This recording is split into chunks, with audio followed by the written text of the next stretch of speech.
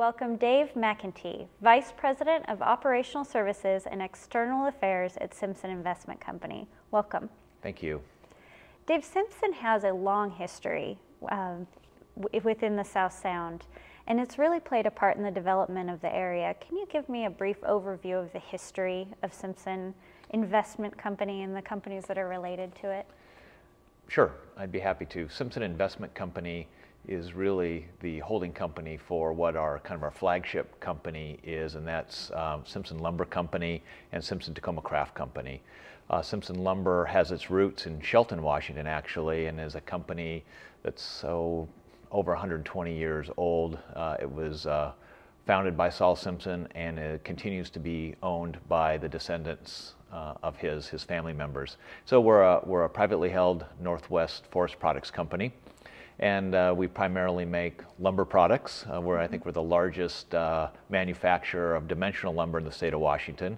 We also make Simpson doors, which are a kind of a high-end, well-recognized product in the new home and home remodel market. And then, of course, in Tacoma, Simpson Tacoma Craft Company is our packaging company, where we make pulp and paper that goes into packaging grade products that you might find when you buy a box of apples or oranges or a wine box. There's a good chance if it was packaged in the western United States, it's made with Simpson Tacoma Craft paper. How are all those businesses related? Do some of the byproducts of one feed into the other, or how did you diversify into those areas? And I think you're exactly right. They're all forest product types of products, and the Simpson Timber Company, which was the founding company, owns some 500,000–600,000 acres of timberland in the state of Washington. Recently, about 2 years ago, we formed a new company called Green Diamond Resource Company that actually holds the timberland now. But nonetheless, it's still the original owners of Simpson, or the descendants of the founders of Simpson, own that timberland. So from the timberland, where we practice sustainable harvest techniques, to the logs that go to the sawmills that make dimensional lumber that build homes and remodel homes.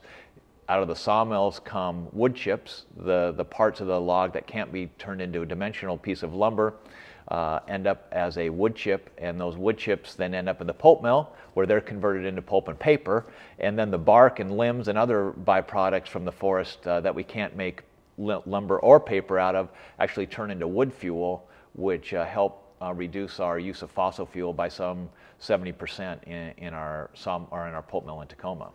Well, that's a perfect lead-in to one of the main reasons why we wanted to talk to you today, and that's because Simpson has made an incredible investment in a new renewable energy resource, and that's that you're installing a turbine which will produce energy and actually feed back into the grid. Can you talk about the investment that Simpson has made in that, and what impacts that will have not only on your business but also the area? Sure. Well, it's a big project. First of all, it's about a 55 megawatt plant, which is somewhere in the range of $85 to $90 million investment for Simpson. So it's a. When you're talking the megawatt, how many households would that, or how would you frame that for someone to understand the amount of power? I think that's roughly equivalent to 50,000 homes, enough power to power 50,000 homes. So it's a large amount of power, and I think kind of the interesting and unique thing about it, it's considered green or renewable power in that it's generated by the use of biomass fuel. Biomass fuel being forest products for the most part. It could be agricultural products.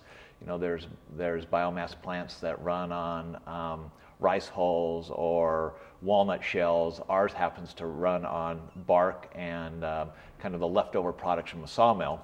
And because trees in and of themselves are basically a form of solar energy, if you will, they store the sun's energy in their cells, and then it's released in a combustion process. It's considered, both in the United States and internationally, biomass is considered to be a green renewable energy source. And as you know, green renewable energy is a very sought after commodity in today's market, reducing reliance on fossil fuel and domestically imported fuel products. So that's what kind of inspired us to get into the business, make the very large capital investment we did. And so yeah, it's a big investment and it's a big change for our mill, because now we have another line of business inside the pulp and paper company to manage and make sure we make our customers happy with our electrical products as well. Well, I think one of the most recognizable symbols of Simpson is really that large steam plume that is generally rising over the tide flats. And having grown up in the area, I at once had mistaken that for smoke, but it's really just the byproduct primarily of the pulp mill. So if I understand it correctly, you're really harnessing what is already, the steam is already the byproduct, and you're going to be taking that existing steam and turning that into power. That's exactly right. So the other question is understanding how power is brokered in the area.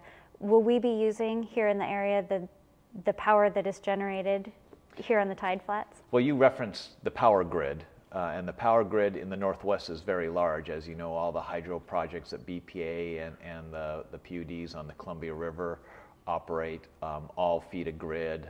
And so what happens is the electricity that we produce is sold to a broker, and that broker has customers. So it's kind of, we're selling to kind of almost like a wholesaler, then that wholesaler then resells the power to their customers, which are various utilities in the Northwest and in the three western states. So that's kind of how the electrons get moved around on this very large and expansive grid that we call the transmission system, where the electricity gets transmitted to whatever buyer or whatever utility is in need of, let's say, renewable power or green power or biomass power. It's really interesting to me to see the changes that businesses are able, particularly privately held businesses, as you're looking to make advancements in technology.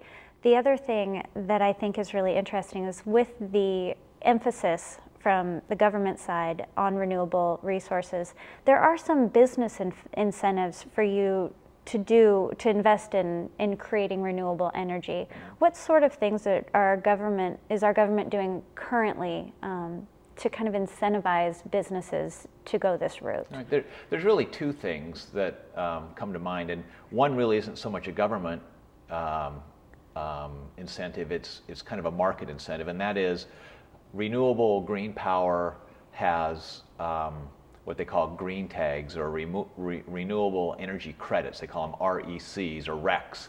And these RECs are credits that utilities or businesses can sell, buy, or trade in order to offset other greenhouse gas emissions that they may be producing or somehow having some incidental impact on. So by the market actually recognizing green power, not only for the electricity, but also for its greenness, if you will, and you're able to market two products. You're able to sell electricity and a green tag or a renewable energy credit or RECs. That in some ways provides an incentive to make this kind of investment. And then secondarily, and I think it's to a lesser degree, but the government does provide tax incentives for renewable energy. Both the former Bush administration and the new administration both embrace renewable energy, did embrace and do embrace renewable energy, including biomass, geothermal, solar, and wind power, and provide tax incentives to companies that make those investments in order to kind of get the investments going, to be able to get those resources on the grid and out to customers as quickly as possible. Dave, thank you so much for joining us today. We'll continue to watch Simpson Tacoma Craft as it ventures into this new renewable energy market. Thank you for your time. Thanks. Up next, Jeff visits with the general manager of a basic wood products business in Spanaway and Graham, Rainier Veneer. Stay tuned.